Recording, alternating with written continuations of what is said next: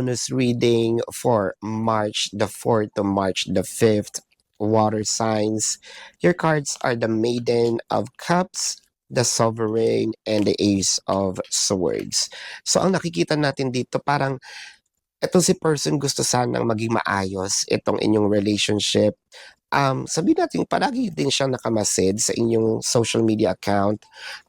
With the Ace of Swords, I feel like hindi naman selos, pero gusto niya sanang magkaroon na ng harmony between you and them.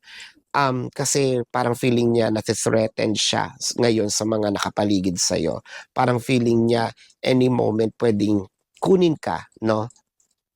Paano kukunin, eh, hindi na nga kayo. So parang gano'n, meron na kayong misunderstanding or probably you are really in separation, 'no?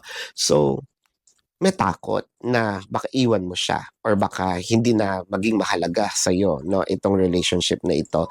Kaya nandun yung feeling na, "I need to take action." So meron ditong parang sense of nate-threaten si person. This is your bonus reading, water signs, for March the 4th to March the 5th. My name is Daphne, but spirit calls me bye bye love.